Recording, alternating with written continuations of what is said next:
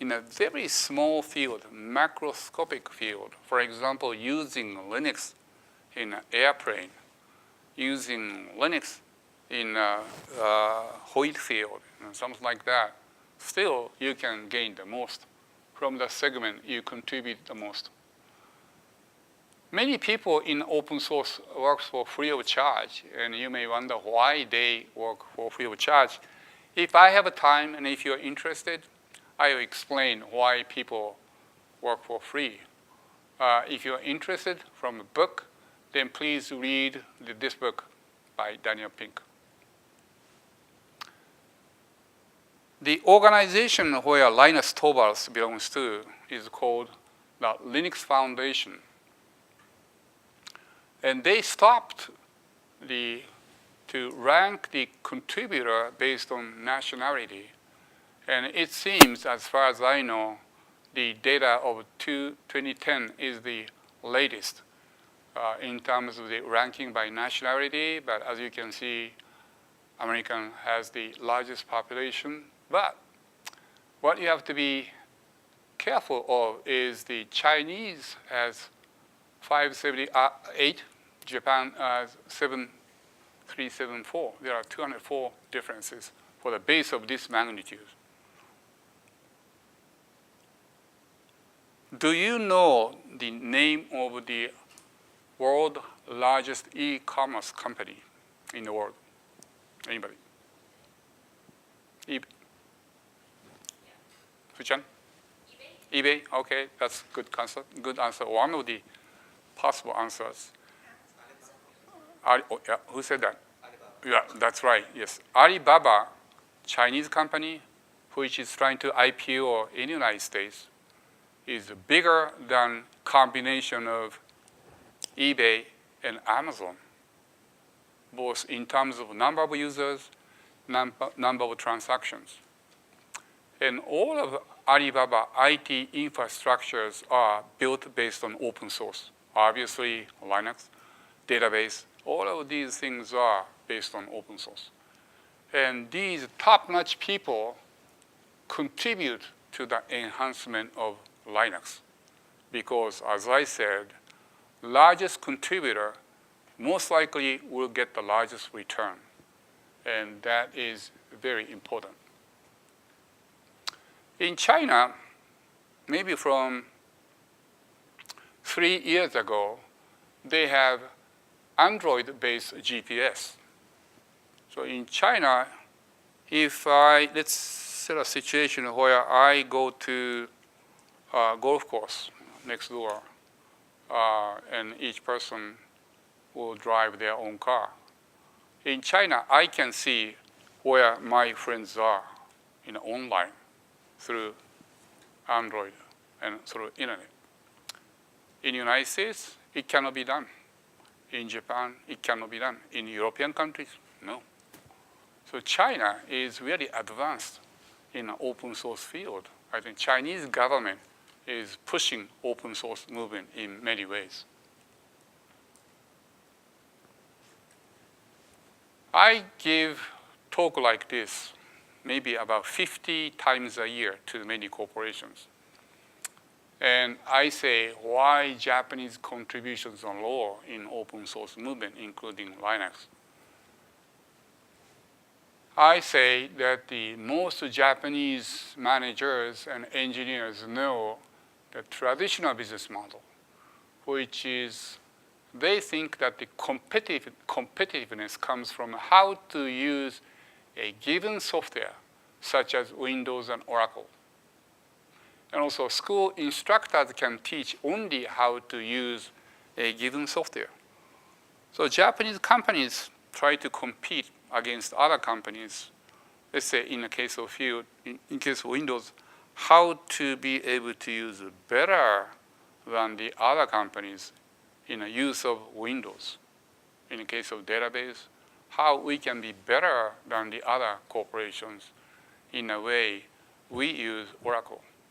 Well, that's a crazy idea because all Japanese IT companies are well experienced in Windows. Practically speaking, all Japanese IT engineers are well trained by Microsoft. So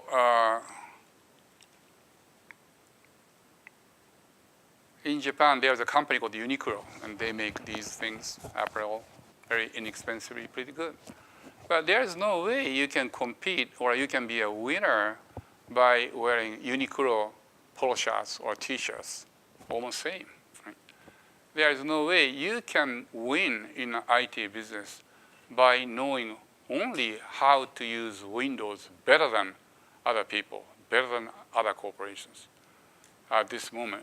Because every company, every IT professionals can use Windows and Oracle. It is important to know how to use Windows or Oracle, but that alone doesn't give you any competitive advantage in the United States and also in Japan and in many other countries. That's why I say they should know, and I think many of the people in the United States, this is applicable, they should know that the open source world, competitiveness comes from how to change the open source software in a way you want. And if you have that capability, you have quite wide selection of jobs, and you will be promoted quicker than the other people who know only Windows, for example. So next step, business model 2. It is called soft power. And this term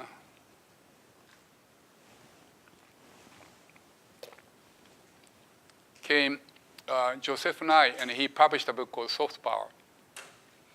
And he was the head of the Kennedy School of Government, which is part of Harvard University, which talks about or teach about international political things. And Joseph Nye was the vice assistant secretary of defense for international security affairs under Clinton administration.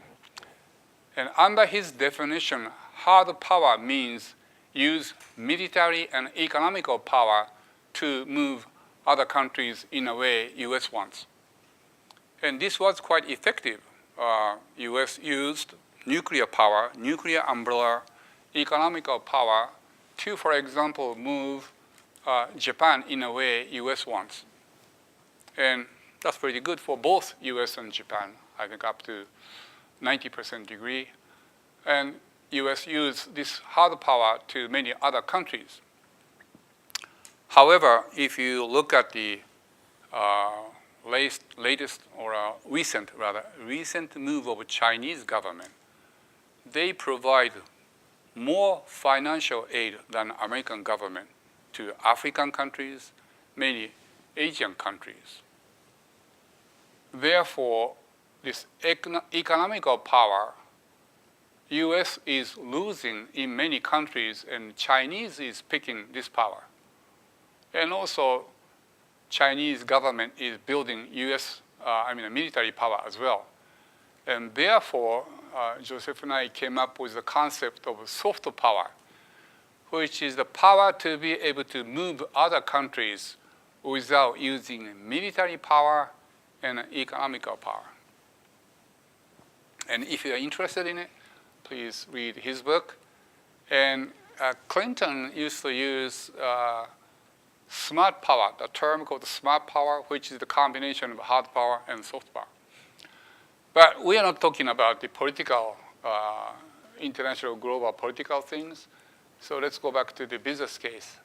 So soft power means the power which can move other people and organizations without having a chain of command and without paying money. And you might think that's impossible. However, Linus Torvalds, Matsumoto, he is the person who developed the Ruby, the language Ruby, based on open source movement. Both have very strong soft power because Linus Torvalds does not have any chain of command to Linux developers. He doesn't pay any money at all to the developers, but still he can manage large number of people to enhance Linux. So both, they have very strong power. Steve Jobs, when he was alive, he developed 30,000 iPhone apps in 6 months after he released iPhone to the market without any chain of command, without paying even a dollar to 30,000 apps developer. Now, Apple has something like 90,000 iApps, and all of them are developed in this fashion. I don't know how many of you use iTunes U. Do you know iTunes U, which Apple provides for free of charge? He collected courses for iTunes U, again, by soft power. He doesn't pay any money to the professor who donate their courses to iTunes U. IBM used soft power to recover from near to Chapter 11 situation. It is written in the article, which is published by Harvard Business Review. If you hit this and Harvard Business Review, you get the copy of this one.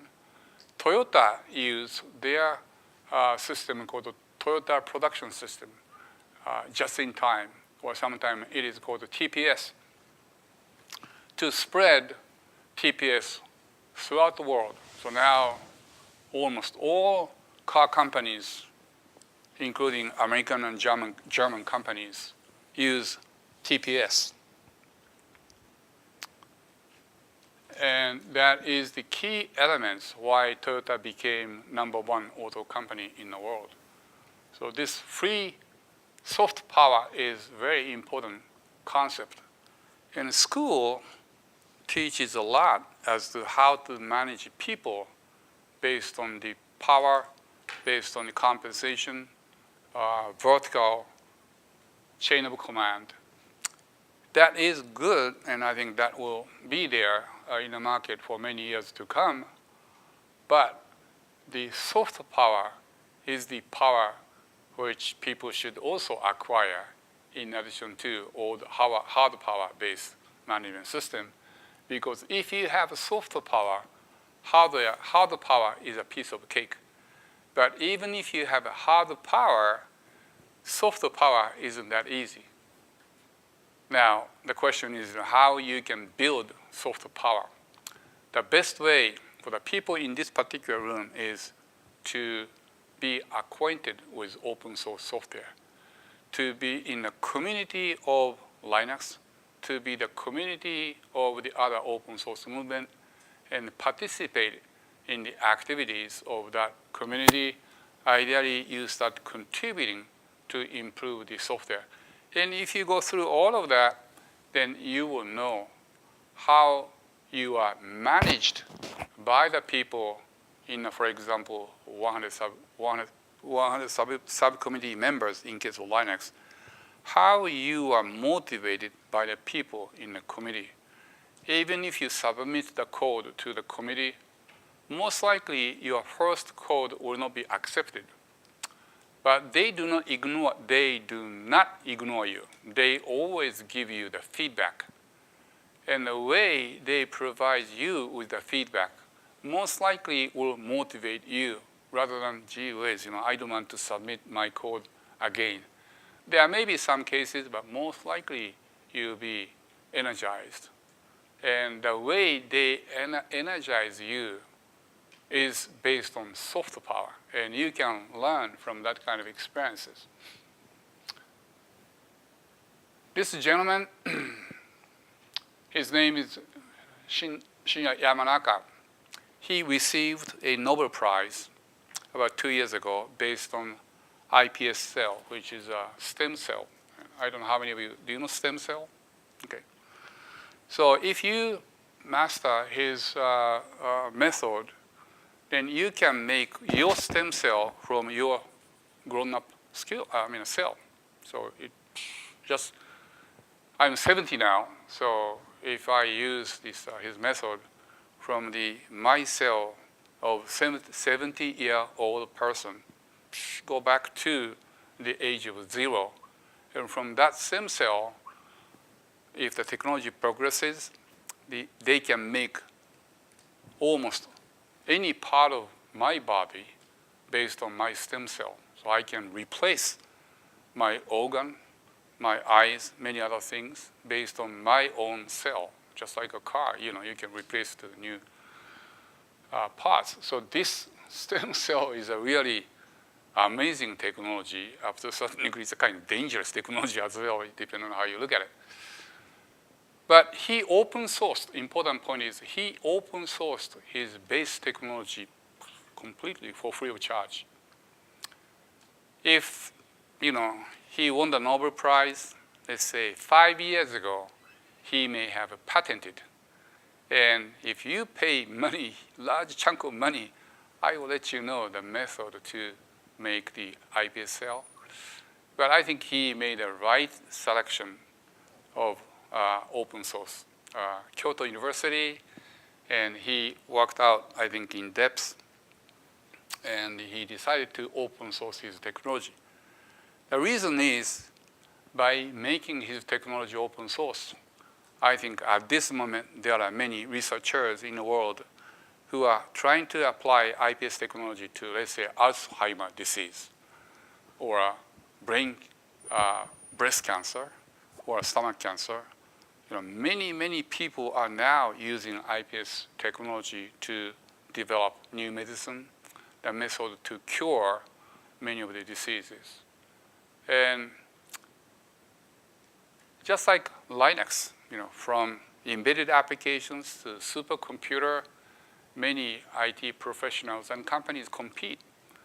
And the largest contributor in particular segment gets the largest return. So let's pick up Alzheimer. If someone in here has the largest contribution in application of iPS cell in Alzheimer's disease, then you will get the largest return from that particular segment. Someone who developed the method and the contribution is largest in the application of iPS cell in a breast cancer, for that particular segment, again, the largest contributor gets the largest. But if you aggregate all of that, then most likely he received the largest return. And as a country, most likely Japan will get the largest return from iPS cell, just like US had the largest return from internet technology. So this makes a big difference. I had another iPS cell, another applications where Japan failed in making the technology worldwide, which is the car charging methodology. There are plug-in hybrid cars. Like Tesla, they are fully electric cars. And Japan tried to standardize their way of charging method based on IP, and they failed. Right? So it's a big difference between making open source or I use the IP-based method. Model 3, Filmfree. The Filmfree actually came from a memo which was written by one person within Microsoft. And the memo was trying to explain how to compete against Linux. And in that memo, this term, Filmfree, was used.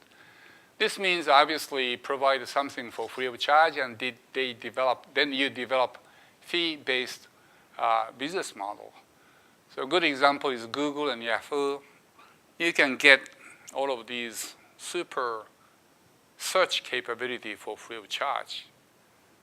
And yet, Google, Yahoo makes huge amount of money from the advertisement, which is largely linked to search capability.